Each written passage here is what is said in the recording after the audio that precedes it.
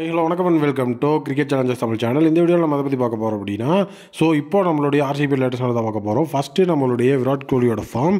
Virat Kohli India versus England மோதிர இந்த ஓடி சீரியஸில் அந்தளவுக்கு கிரேட் டச்சில் இல்லை. பட் லாஸ்ட் ஓடிஐ மேட்ச் இன்றைக்கி நடந்தது. இந்த மேட்ச்சில் பார்த்தீங்கன்னா 55 பால்ஸை ஃபேஸ் பண்ண கோலி 52 ரன்ஸ் அப்படின்னு சொல்லி அவருடைய ஆஃப் செஞ்சுரியை பதிவு பண்ணி 7 பவுண்ட்ரி ஒரு சிக்ஸர் அப்படிங்கிறத அடித்து விளாசிட்டு இருந்தார். கண்டிப்பாக ஒரு செஞ்சுரி இருக்குது அப்படிங்கிற லெவலுக்கு தான் அவர் 50 அடிக்கும் போது நானுமே நினச்சேன். பட் மீண்டும் அதே மாதிரி பார்த்தீங்க அப்படின்னா கீப்பர் கேட்ச் அப்படின்னு சொல்லி அந்த எட்ஜில் என்ன தான் விராட் கோலிக்கு பிரச்சனை பண்ணாங்கன்னு தெரில. எப்போவுமே ஒரே மாதிரியான விக்கெட்டே விழுந்துட்டு இருக்குது. ஆடல் ரஷீதோட பவுலிங்கில் பார்த்தீங்க அப்படின்னா கீப்பர்ட்ட கேட்ச் ஆகி 52 ரன்ஸுக்கு அவுட் ஆகிட்டார். பட் இன்றைக்கி ஒரு நல்ல கிரேட் டச்சில் தெரிஞ்சார் அவர்.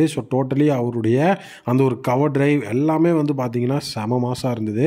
உண்மையாக ஒரு விண்டேஜ் விராட் கோலியை பார்க்குற மாதிரியான ஒரு பேட்டிங் அப்படிங்கிறத கொடுத்தாரு. நிறைய இடத்துல அவருக்கு லக் அப்படிங்கிறதும் ஃபேவர் பண்ணிச்சு. டோட்டலி அதையும் தாண்டி இந்த ஒரு 50 அப்படிங்கிறத அடித்து சாம்பியன்ஸ் ட்ராஃபிக்கு முன்னாடி 50யோட பார்த்தீங்க அப்படின்னா சாம்பியன்ஸ் ட்ராஃபிக்குள்ளே என்டர் ஆகுறாரு. கண்டிப்பாக கிங் கோலியோட இந்த ஒரு ஃபார்ம் அப்படிங்கிறது ஒரு பெரிய லெவலில் கன்சிஸ்டண்ட்டாக இருக்கணும் அப்படிங்கிறது தான் எல்லோரும் நினைக்கிற விஷயம். ஏன்னா இப்போ சுப்மன் கில் பார்த்தீங்க அப்படின்னா இந்த சீரியஸ் ஃபுல்லாகவே தலைவன் ஆஃப் செஞ்சுரின்னு அடித்து காசு காட்டியிருக்கிறாரு. கிங் பிரின்ஸ் அப்படின்னு சொல்லி அவங்க ரெண்டு பேர்த்துக்கும் இடையில் ரொம்ப வருஷத்துக்கு அப்புறமா அந்த 100 ரன்ஸ் பார்ட்னர்ஷிப் அப்படிங்கிறது வந்தது. அது மட்டும் இல்லாமல் இங்கிலாந்துக்கு எகெயின்ஸ்டாக 4000 ரன் அடிச்சிருக்கிறாரு அப்படிங்கிற ஒரு ரெக்கார்டும் நம்மளுடைய கிங் கோலி இப்போ பண்ணியிருக்கிறாரு. அது ஒரு மிகப்பெரிய விஷயம். இதெல்லாம் பார்த்திங்கன்னா காலையிலேயே சொல்லிட்டு இருந்தாங்க, இவ்வளோ ரன்ஸ் விராட் அடித்தா 4000 ரன்ஸ் அடிக்கிறாரு அப்படிங்கிற மாதிரி விஷயம் அதெல்லாமே வந்தது. இந்த ஒரு மிகப்பெரிய 50 மூலியமாக ரெக்கார்ட் அப்படிங்கிறதும் கிங் கோலி வேறு லெவலில் பண்ணி தான் வச்சுருக்கிறாரு. அது மட்டும் இல்லை, அந்த 4000 ரன்ஸ் அடித்தது அப்படிங்கிறது மட்டும் ரெக்கார்டு கிடையாது. ஏஷியாவில் பார்த்தீங்கன்னா 16000 ரன் அடிக்கிறாரு அப்படிங்கிற ரெக்கார்டும் இந்த ஒரு 50யோடு சேர்ந்து நம்மளுடைய கிங் கோலிக்கு கிடச்சிருக்கு. கண்டிப்பாக இதுவும் ஒரு நல்ல ஒரு விஷயமா இருக்குது. டோட்டலி கிங் கோலி அவரோட ரிதம்க்கு வந்திருக்கிறாரு. Next update, IPL 2025 play of எப்படி இருக்கும் அப்படிங்கிறத ChatGPT ப்ரெடிக்ட் பண்ணியிருக்கு. அதில் நம்மளுடைய ஆர்சிபி இறுதிப் போட்டியை ரீச் பண்ணுவாங்க அப்படிங்கிற மாதிரி சொல்லியிருக்காங்க.